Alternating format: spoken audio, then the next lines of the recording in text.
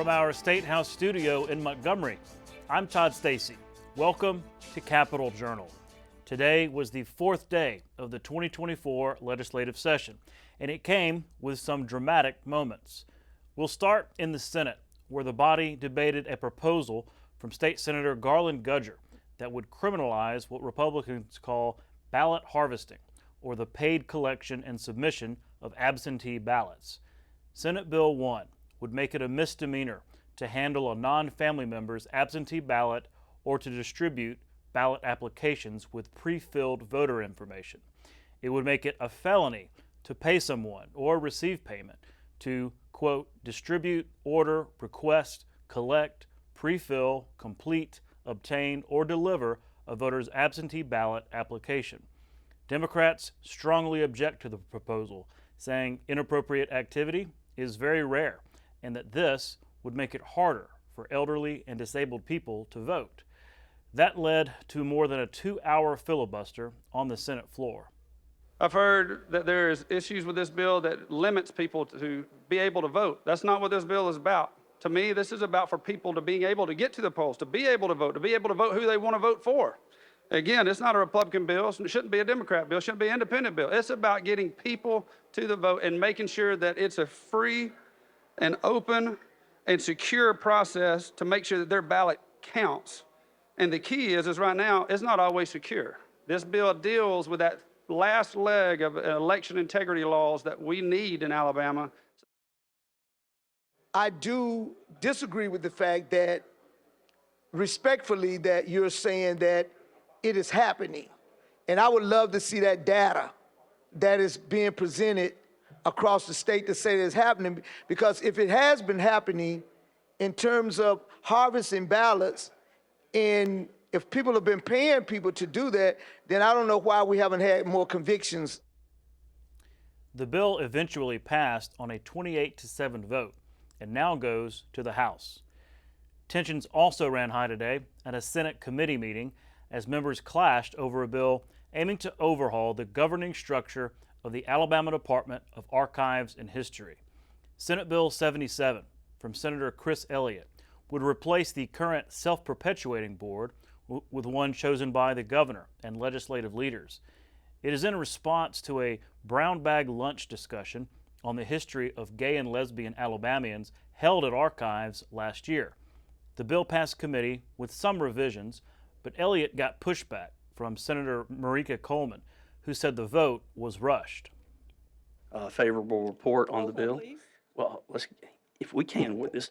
Okay, guys, this is how this is going to work. Okay, we're gonna make the motion, then we're gonna get a second. Then I'm gonna leave. Then we'll discuss. You don't have to do us like that. I'm just saying this is how we're run over us anyway. I'm not running over you. Still talk to us like we are an equal member of this body. Just trying to walk you through the process so that we can get through this in an organized manner. This right here doesn't make sense. This legislation changes that and requires that the board members be appointed by elected officials in the state of Alabama, to include the governor, the speaker, the pro tem, and the lieutenant governor. The amendment we just adopted changed that number from 2 appointees each to 3. The legislation also requires that the governor serve on the board as well. So that gives you an odd number, which is always a good thing on a deliberative body. That bill will be on the floor when the Senate convenes tomorrow. On to the issue of gambling. House Bills 151 and 152, the comprehensive gambling package sponsored by Representative Chris Blackshear, were the subject of a public hearing today in the House Economic Development and Tourism Committee. The room was packed full of proponents and opponents of the plan, several of whom shared their thoughts with lawmakers. Blackshear explained his proposal to the room and fielded some questions. Some supporting the bill said it was time for Alabama to start taxing and regulating the gambling that already goes on here, while opponents said expanding gambling could harm families. Repeals and replaces Section 67 of the Constitution of Alabama of 2022 as a whole. It repeals all local CAs relating to gaming and prohibits any future local CAs related to gaming. It establishes the Alabama Gaming Commission, establishes the Law Enforcement Division under the Alabama Gaming Commission prohibits all forms of gaming in the state of Alabama for the exception of the following. 1, a state education lottery. 2, casino-style games. 3, sports wagering. 4, traditional raffles. And 5, traditional bingo. This legislation in the CA also allows for the issuance of no more than 7 casino licenses. Gambling is very addictive and very destructive. Nothing good comes from nothing good comes from gambling. It's destroying our communities, our cities, and our state.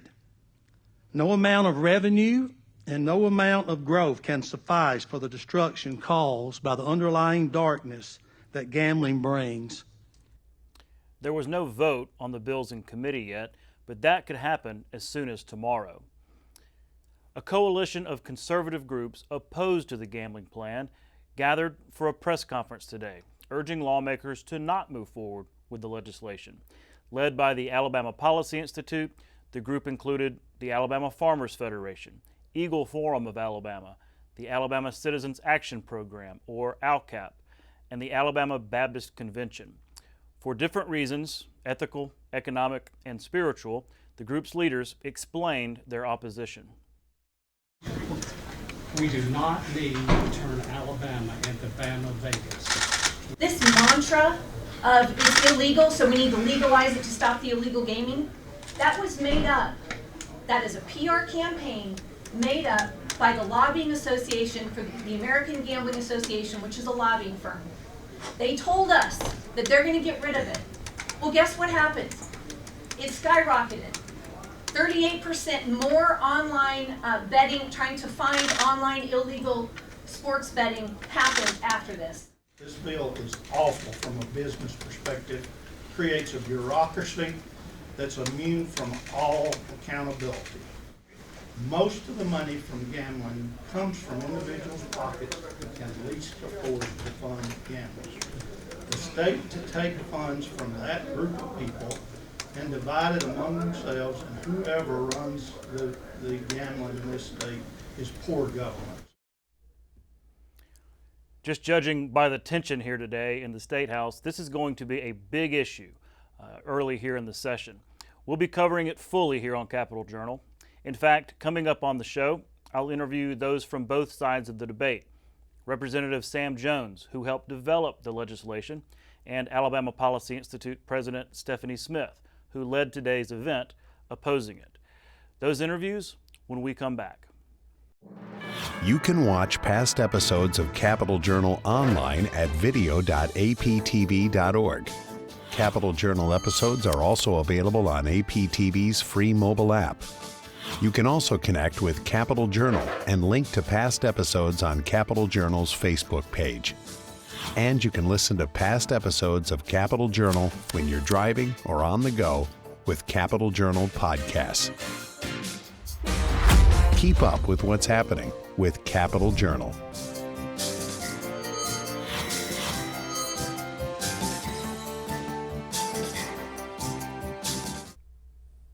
Welcome back to Capitol Journal. Joining me next is State Representative Sam Jones of Mobile. Representative, thanks for coming on the show. Thank you. Thanks for having me. Of course, I called you State Representative. People might know you best as Mayor Jones or County Commission President Jones. Talk a little bit about your background before you got to the legislature. Well, I served on the Mobile County Commission for 4 terms.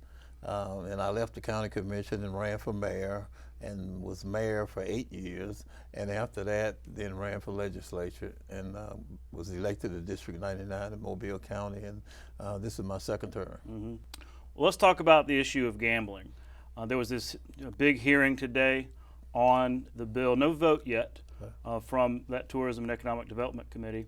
But you were involved in the process of drafting this legislation, working with Representative Blackshear. Talk about that process and what went into it to develop the product that everybody's debating right now. The Democratic Caucus has a committee, a gaming committee, that was really formed last session to talk about general issues as to what we'd like to see in gaming legislation and what we thought we could reach some common ground on with the sponsor of the bill. So since last session, up to now, we've had discussions. We've laid out for them some parameters that we were really interested in being involved in the bill. And we've been able to meet, I would say we met over 8 times to talk about the bill and talk about what we thought and how we should proceed with it. And they were very open to our discussions, and we were really open to talking to them. Did we always agree? No, we didn't always agree. But that's the way it is when you're sitting down talking about legislation. There's no perfect piece, and what you try to do is get to some common ground, and I think we did reach that common ground at some point. Mm-hmm. So fair to say what the product was bipartisan? It was a bipartisan effort, and it was a bipartisan response to what took place. Mm-hmm. And I think that that's somewhat unusual in this place. Well, yeah, I mean, yeah, certainly unusual in Washington these days. Well, you talk about the process. You talked about Democrats' involvement and input there. I remember last time, 2021, one of the breakdowns was over health care and sort of the nitty-gritty wording on exactly how that money, that gambling revenue would be spent on health care and everything. And the Democrats really wanted some different language than Republicans. There's talk of health care being paid for in this bill too, or at least gambling revenue going towards some kind of health care plan. Is it Medicaid? Is it whatever? Are you all satisfied with the language in terms of your priority of expanded health care options? We initially, back in 2021, we were really interested in Medicaid expansion because we thought we could benefit the entire state with some of the revenue that would come from the federal government to offset that gap in coverage that we have. And it's a pretty large gap. I mean, we have a number of people who are working poor, who do not have health care, yet they work every day. And then we have people who are not able to work, and then we have young people, children. And we thought that we should actually make some effort to give those folks some health care services, some have none. And so when we started meeting this year, that was a topic that we worked on, not the only topic, but that was really one that we worked on. We also worked on mental health resources. But what we came to a point to say, look, it really doesn't matter to us what you call it. We just want the people to get the services. Okay. And if we can fashion something to get them the service, you can put your name on it, whoever we were talking to. But we're just interested in making sure these people have access to health care. As you know, we've closed so many rural hospitals. We've had doctors that leave the areas because people can't afford to pay them the bills without some subsidy. And so in a lot of areas, we don't have a physician available. People have to go to major metropolitan areas to get service, and many 60, 70 miles at some time, even emergency services in a lot of cases. So we thought that was something that this state should address, and we should address it in a manner that we could help a lot of people who are really suffering as a result of no health care. Mm-hmm. So, we talked that out, and, some people say, well, we don't want Medicaid. Fine. If you don't want Medicaid, then we could call it whatever you want to call it, as long as we get the quality medical services that they need. Talk about some of the opposition's talking points. The opposition to gambling, they had a press conference today. They were talking about things like potential corruption, from gambling interests coming into the state. They were talking about the addictive nature of predatory gambling, especially on the sports betting side, saying essentially, hey, this is not something we want to expand in Alabama. Talk about their arguments. How would you respond to some of those arguments about corruption and addiction? Well, I think that the way that we have put together this legislation, it would be very difficult for corruption to be a part of this because of putting together a commission that has enforcement authority, enforcement power, have enforcement officers, have auditors. All of that's a part of the process of actually getting a license in Alabama. And that license is just always monitored by the commission. So we looked at that and looked at it from other areas and what they thought was a problem initially. The advantage that we had was we had been talking to people who actually run gaming operations throughout the country. And what they said to us was, you're in a pretty good position because you've seen everybody else operating. Let us tell you some of the pitfalls that exist in that. So we've had the opportunity to have those kind of discussions, and we tried to go behind those discussions, and any of those loopholes that were there, we tried to fill those loopholes. And so I'm pretty comfortable with how the enforcement would take place. Mm-hmm. Well, it's still early. It hasn't been a voting committee yet, but what are your thoughts on its chances? Do you think this is going to have the support it needs and to make it through the House, then to make it through the Senate? I think this is probably the best shot we've had in some time. I can't say who's going to vote in what position, but I can tell you that the people of Alabama have been wanting to make a decision on voting. One of my constituents said to me that you gave me an opportunity to vote for you, why can't I get an opportunity to vote for gambling? And so, that's something real. People should get an opportunity to vote. It's our job to make sure that what they are voting on has the necessary safeguards in it, it's fair to everyone involved. The distribution of revenue is fairly dispersed to the needs in this state and help people in this state. And I think that we have tried to do that, and we work very hard at doing that. This process is not a short process. This weekend we were working, and as you know, this is the Mardi Gras weekend for Mobile, and I worked the whole Mardi Gras weekend dealing with gaming. So it's quite important. I think it's important to the state, and I think I live in Mobile, so it's not a matter of whether people going to gamble, it's where. We have 7 casinos less than 30 miles from my house, so it's not that our folk in that area, whether they're going to gamble, they do. I don't see a lot of situations in Mississippi that has caused a lot of corruption or a lot of other things there. In fact, what I've seen is some development in that state as a result of gaming, as a result of the revenue that's coming in from gaming, especially in terms of education. Mm-hmm. Well, we've got to leave it there. Again, thanks for coming on the show, and for a Mobile guy, happy Mardi Gras. Thank you so much. Thank you. All right. We'll be right back.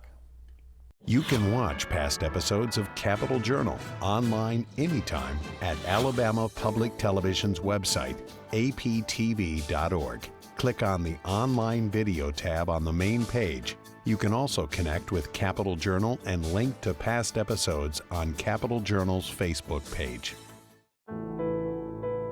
You're watching Alabama Public Television.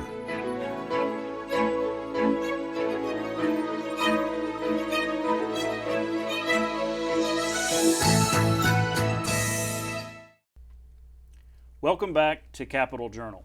Joining me next is Stephanie Smith, President and CEO of the Alabama Policy Institute. Stephanie, thanks for coming on the show. Absolutely. Thanks for having me. Well, you led a coalition of groups and individuals and faith leaders in opposition to this gambling bill today. Y'all had a big press conference. So talk about this group, how it came together, kind of a broad coalition opposed to the bill. Absolutely. We had a press conference this afternoon, and there were a multitude of groups that were represented there, from the faith-based community, from the business community, and then also advocacy groups. What the commonality among the groups was opposition to the newest proposed gambling legislation. And some were there for religious reasons, and some were there because they thought that the bill is corrupt, and some were there because they think it's just bad for Alabama. Well, let's talk about that, because you talked about corruption. People talked about it being bad for business, things like that. What are your top objections to this proposal that's now before the legislature? API's tenets are free markets, limited government, and strong families. And so this is one of those strange issues that actually hits all 3 of those at once. So we're against the bill because of free markets. It picks winners and losers. It's written corruption into the bill. And it also creates a system to where there's a somewhat of a bidding process, but it's what I would say is it's a bidding process that's selective. And so I think that government picking winners and losers is the wrong answer. From a limited government perspective, it grows bureaucracy, and it grows unaccountable bureaucracy. With the Gaming Commission and the Lottery Commission being appointed positions, there's no accountability to the people. And those are extremely powerful positions, especially the Gaming Commission, which has a enforcement arm with full police powers. And then the third tenet of ours is strong families. And so we want to make sure that we are proposing public policy that's good for families and increasing access to betting, especially sports betting and physical casinos, is bad for families. Well, you said corruption was written into the bill. That's a strong charge. What do you mean by that? Well, there are a couple of different ways. One is that it legalizes the illegal operations until 2027. The proponents of this bill have been advocating for months that really what they want is to increase enforcement and decrease illegal gambling. But then they actually wrote into the bill that illegal operations can continue to operate until 2027. And I just talked to a member of the legislature who said that there were 2 gambling operations that had closed down recently in his district that have opened back up since they've read this legislation. In addition, writing corruption into the bill, the Gaming Commission and the employees of the commission have different rules. But one of the major things that I think people need to understand is that people involved in the regulation of this industry can actually be owners of the gambling industry, up to 1% owner, which doesn't sound like very much until you understand the sheer dollars that the gambling industry creates. Well, when I hear Mr. Blackshear and other proponents of this legislation, they bring up things like, look, gambling's already here. Sure. We've got casinos already here. We're surrounded by lotteries, and sports betting happens all the time. Somebody brought that up in today's hearing that, hey, it happens in an illegal fashion right now. So it's happening right now. Why don't we tax it? Why don't we regulate it? Why don't we bring it under control? Well, how do you respond to arguments like that? Yeah, I would think that that was a valid argument, except for the fact that this bill doesn't do that. This bill is a huge expansion of gambling. It takes us from 0 Class 3 casinos to at least 10 Class 3 casinos. It also allows the Gambling Commission to move those casinos. They can change ownership and they can change location. So no municipality, city, or county is safe from having a casino in their backyard if this legislation passes. The other thing that I would say about the illegal operations is that we can increase enforcement without increasing capacity. We can increase enforcement and close the illegal locations without giving access to additional options, including the brick and mortar casinos and the lottery and the sports betting. Well, look, this year's different because you've got the governor in full support. You saw that, State of the State. You got seemingly the speaker who's behind the scenes, but really kind of got this process going by appointing these lawmakers. So that's a little different. It seems like they have maybe a little more momentum than in years past. What's your message to lawmakers, or more importantly, what's the feedback been from the legislature as you've approached members and made these arguments? Are they responsive to your arguments, or does it seem like this is moving fast? I think it's definitely a full court press. There's no question about that. And I've been talking on and off with the sponsors of the bills and the speaker about this legislation, since the summer. And so it's not a surprise that it's a full court press. I will say that the opposition to it has also been a full court press. And we have made sure to do our due diligence, write our reports, create a situation where people actually know what's in the bill. And to your question about how legislators are reacting, it's about 150 pages between the two bills, and very few legislators, I know hardly any senators that have, but very few legislators have read them, and they're shocked when they hear what's actually in the bill. Maybe some distance between what, what's said publicly and the details, getting down to the nitty-gritty. Right. Well, you mentioned an organized opposition. There's a pretty organized, proponents to this. Sure. But I'm guessing they're a little better funded, considering it's the gambling industry and everything like that. Right. So, as a organization such as yours and other church-based organizations, how do y'all compete with what could be some kind of big bucks from the casino side? Yeah, there's no way that we can match them dollar for dollar. But we have the issues on our side, and I think that we have the people of Alabama on our side, because I really truly believe that if the people of Alabama knew what was in this bill, they wouldn't be for it. The people of Alabama are not for corruption. I really don't think that they're for expanding casinos in every corner statewide, and I know for sure that they're not in favor of having sports betting and digital gambling on 1.5 million phones in the state. Well, it's certainly an issue we're going to be following closely here on Capitol Journal. And I appreciate your perspective on this. We want to have all sides represented. So Stephanie Smith of Alabama Policy Institute, thanks for coming on the show. Thank you so much, Todd. We'll be right back. Tuscumbia native Helen Keller is popularly remembered as the deaf and blind child who learned sign language from her teacher Ann Sullivan at the Keller home, Ivy Green. But during her adult life, she was a tireless activist on behalf of workers and women's rights, a prolific author, and an unofficial U.S. ambassador to the world. Her most famous publication is her best-selling 1903 autobiography, The Story of My Life. Through her work with the American Foundation for the Blind, Keller advocated for broadened educational and employment possibilities for blind people, and the State Department funded her international travel and advocacy of people with disabilities. In 1964, President Lyndon Johnson awarded her the Congressional Medal of Freedom. A bronze statue depicting a young Helen Keller represents Alabama in the U.S. Capitol, and she is featured on our state quarter. That's our show for tonight. Thanks for watching. For your situational awareness, the House convenes at 9 a.m. tomorrow for the 5th legislative day, and the Senate comes in at 3. We'll be back tomorrow. We'll be back on the air tomorrow night at the same time here on Alabama Public Television.